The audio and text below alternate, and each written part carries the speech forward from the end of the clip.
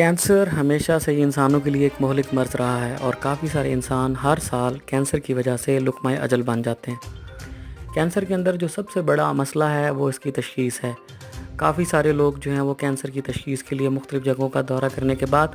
جب انہیں معلوم پڑتا ہے کہ وہ کینسر کے مریض ہیں تو اس وقت وہ کینسر کی آخری سٹیجز کے قریب پہنچ چکے ہوتے ہیں۔ اس لیے کینسر کے اندر جو سب سے بڑی بات ہے وہ اس کی تشخیص کا بروقت ہونا ہے۔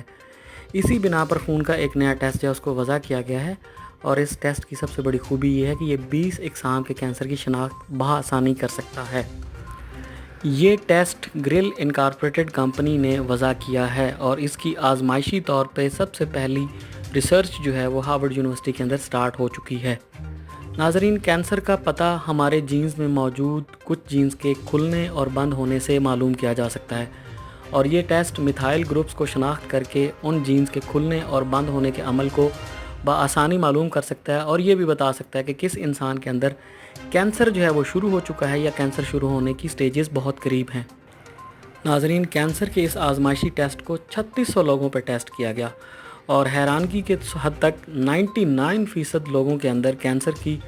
تشخیص کو بھی درست قرار دیا گیا، جو کہ ایک بہت اہم کامیابی ہے۔ ناظرین، کینسر کے 4 درجے ہوتے ہیں اور شدت کے لحاظ سے پہلا، دوسرا، تیسرا اور چوتھا درجہ ہوتا ہے۔ اس ٹیسٹ کی سب سے بڑی خوبی یہ ہے کہ پہلے درجے کے کینسر کو 32% تک بہترین طور پر ڈیٹیکٹ کر سکتا ہے، دوسرے درجے کے کینسر کو 76%، تیسرے درجے کے کینسر کو 85% یعنی 85%، اور آخری سٹیج کے کینسر کی 93% درستگی کے ساتھ آپ کو معلومات دے سکتا ہے۔